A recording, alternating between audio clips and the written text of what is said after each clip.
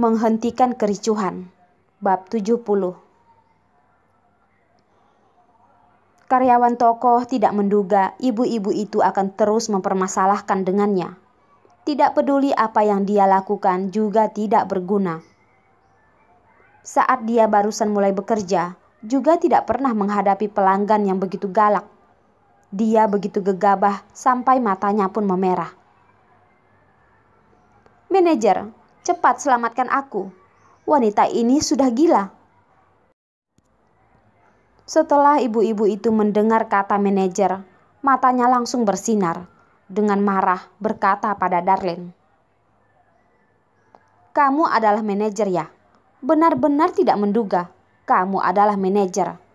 Sepatu tokoh kalian yang sebegitu bermasalah. Kamu sebagai manajer malah diam saja." "Nyonya, di sini kami meminta maaf dulu padamu. Karena sepatu yang Anda beli di toko kami kualitasnya bermasalah. Kami akan melakukan penyelidikan dan memberikan pertanggungjawaban padamu. Semoga Anda bisa memberikan kami waktu beberapa menit." Darlene dengan tenang berkata. Tatapannya malah melihat ke arah Celine yang ada di ujung. Saat ini, sebagai wakil kepala toko, bukankah dia seharusnya muncul untuk mengatasi masalah ini? Celine yang melihat tatapan Darlene pun perlahan berjalan mendekat, berpura-pura menjelaskan. "Manajer, masalah ini bukannya aku tidak ingin mengurus. Hanya saja nyonya ini ingin menemuimu. Aku hanya seorang wakil.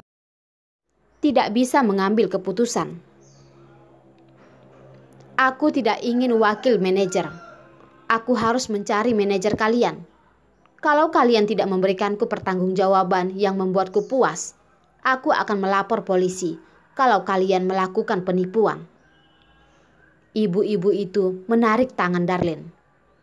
Darlene memiringkan badan dan ingin menghindar, mengerutkan dahi melihat wanita paruh baya itu. Dengan sopan dan tenang berkata,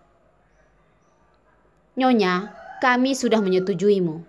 Kalau sepatu toko kami bermasalah, kami pasti akan menggantikan dengan yang baru untukmu."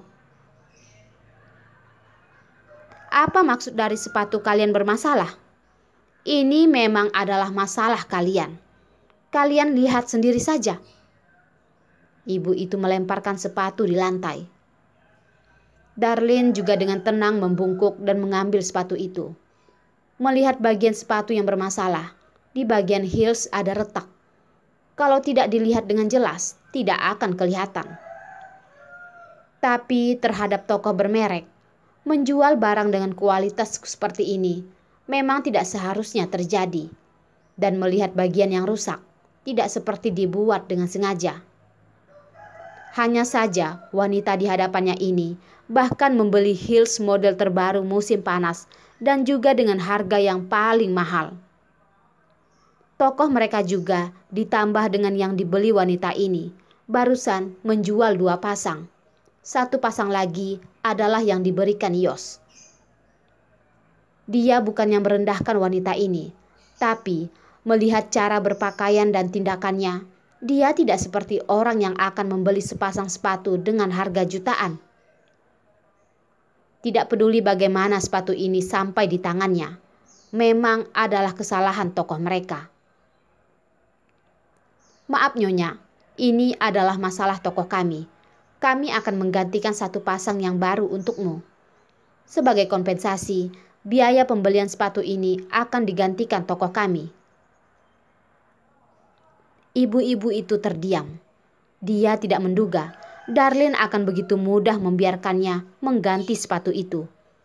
Bahkan tidak perlu dia mengeluarkan uang. Tatapannya tanpa sadar melihat ke arah Celine. Celine berpura-pura tidak tahu. Jarinya tanpa sadar mengetuk pahanya 2 kali. Ibu-ibu itu langsung mengerti. Bang, langsung duduk di lantai, mulai menangis dan menjerit. "Kalian adalah orang yang kotor. Akhirnya mengakui kalau ini adalah masalah tokoh kalian kan? Sekarang ingin menyogokku. Tidak begitu mudah. Aku akan melapor polisi. aku akan menuntut kalian."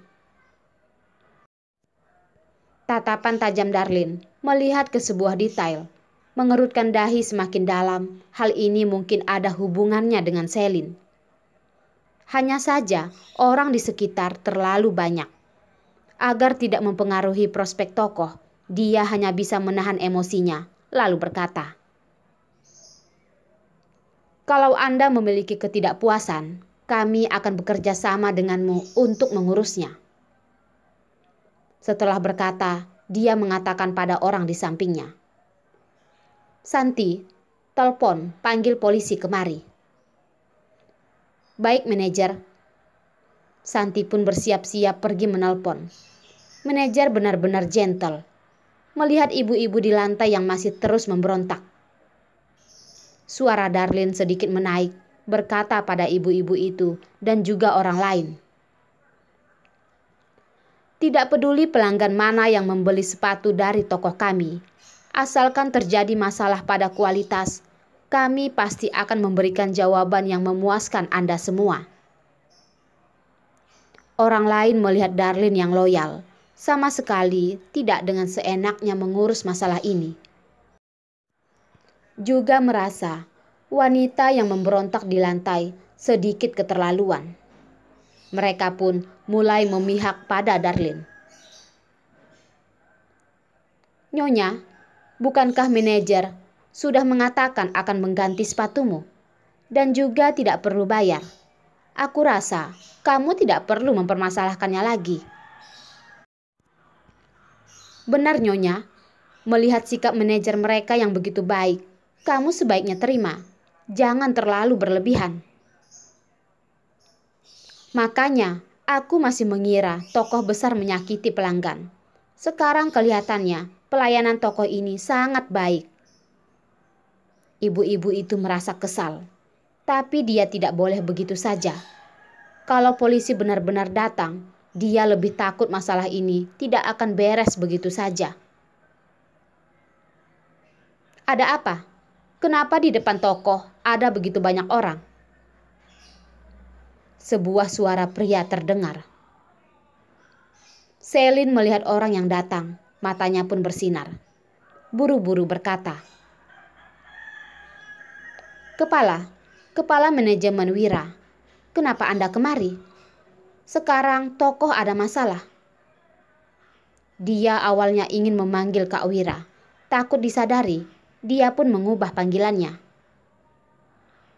Kak Wira adalah orang yang dikirimkan kantor pusat kemari. Terhadap Selin, tentu baik. "Ada apa?" Selin dengan serba salah melihat ke arah Darlin. Seperti ingin berkata, nama berhenti lagi. Kak Wira langsung mengerti. "Darlin, bagaimana kelakuanmu sebagai manajer? Sedikit masalah menjadi begitu ricuh. Aku dengar kamu memanggil polisi. Apakah kamu tidak tahu betapa besar pengaruhnya pada tokoh kita?" Kalau Darlin tidak menyadari komplotan mereka berdua, maka karirnya selama ini hanya percuma saja. Mungkin ibu-ibu di lantai itu adalah suruhan mereka. Demi menurunkannya dari posisinya, mereka benar-benar berusaha keras dan membuat jebakan. Darlin dengan tenang melihatnya, lalu berkata,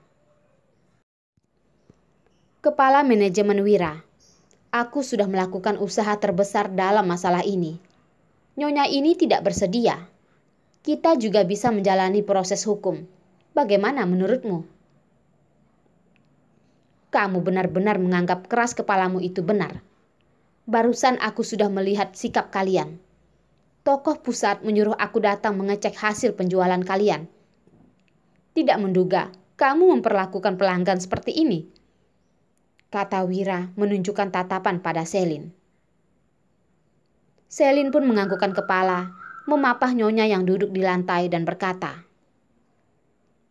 "Nyonya sudah membuatmu terkejut. Kami pasti akan memberikan jawaban yang memuaskanmu. Semoga kamu mengerti." Nyonya itu mengikuti ucapan Selin, menyodorkan tangan, menunjuk ke arah Darlin, lalu berkata, Kalau dari awal sikap kalian seperti ini, aku juga tidak akan mempermasalahkannya dengan kalian. Siapa yang menyuruh orang ini begitu menyakiti orang? Kak Wira dengan arogan menunjuk Darlin. Kamu masih tidak mengatakan maaf pada pelanggan ya? Cepat, suruh orang yang menelpon menutup telepon itu. Kepala manajemen Wira, aku sudah mengatakan dengan jelas pada nyonya ini. Dan masalah ini, sepatu ini, bukankah seharusnya diurus oleh wakil manajer Selin? Darlin sengaja menegaskan pada kata wakil. Dan sambil memperingati Selin. Masalah ini seharusnya dia yang bertanggung jawab. Hanya saja karena Darlin adalah manajer, jadi dia tidak mungkin tidak keluar mengatasinya.